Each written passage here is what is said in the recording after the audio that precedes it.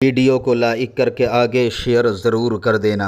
मील के दूर के फासले से चूंटी की उस गुफ्तगू को सुन के मुस्कुरा दिया। ये कौन कह रहा है? कुरान कह रहा है। चूंटी की गुफ्तगू कहां से सुनी? ये तफसीर में 3 मील के फासले से जब सुलेमान चूंटी की गुफ्तगू 3 मील के फासले से सुन के मुस्कुराते हैं तो जाने सुलेमान, जिनके सदके में सुलेमान को नबूवत और रिसालत मिली, उनके सुनने का आलम क्या होगा। तो मेरे इमाम कहते हैं दूर और नजदीक के सुनने वाले वो कान, कान लाले करामत पे लाखों सलाम। कभी आपने सोचा ये कान लाले करामत का मतलब क्या है? कान, कान मतलब कान। अच्छा ये भी बता दूं, अपना कान नहीं पकड़ूंगा। क्यों? इसलिए कि जब रसूलुल्लाह के आज़ा का जिक्र किया जाए तो अपने आज़ा को ना बताया जाए। कहां वो वजूद नाज और कहां ये खाकी। मैं भूला आपकी रिफात से निस्बत ही हमें क्या है, वो कहने भर की निस्बत थी। कहां हम है, कहां तुम हो। ये निस्बतें भी सिर्फ कहने की है, वरना वो जात कहां जहां जिब्रील अमीन का ताज जिसके पैर को सजदा करे, जिब्रील अमीन के सर का ताज जिसके पैर को सजदा करे, उनकी आज़ा को हम कहां बयान कर सकते। ताज रूहुल कुद्स के मोती जिसे सजदा करे, रखती है कितना वकार। अल्लाह अकबर एरिया।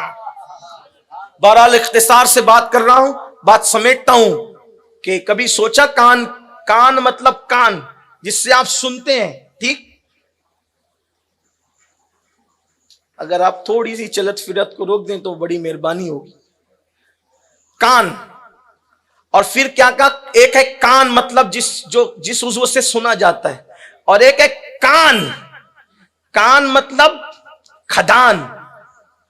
खदान समझते हैं? खदान समझते हैं? ये कोयले की खदान है, ये सोने की कान है, सोने की खदान है, हैं? इसी तरीके से चांदी की खदान है, ये लाल की खदान है, ये यमन के लाल की खदान है। इस तरीके से खदान को क्या कहते हैं? कान कहते हैं, कान। अब मेरे इमाम कहते हैं दूर और नजदीक के सुनने वाले वो कान, कान मतलब सुनने का वो जो उज़्व जिससे सुना जाता है। कान जो है हुजूर के क्या है? कान लाले करामत है। हुजूर के कान जो है वो करामतों की कान है, यानी उससे एक दो करामत जाहिर नहीं होती, क्योंकि कान से एक दो चीज नहीं मिलती। एक दो चीज तो दुकान से मिलती है, एक दो चीज दुकान से मिलती है, एक दो चीज कान से नहीं मिलती। अरे निकालते निकालते जिंदगियां खत्म हो जाती है, कान से खजाना खत्म नहीं होता। तो इमाम कहते रसूलुल्लाह के कान क्या है? ये करामतों की खदान है। दूर नजदीक के सुनने वाले वो कान, कान लाले करामत। और फिर कुरान कह रहा है कि हजरत सुलेमान ने चूंटी की आवाज सुनी।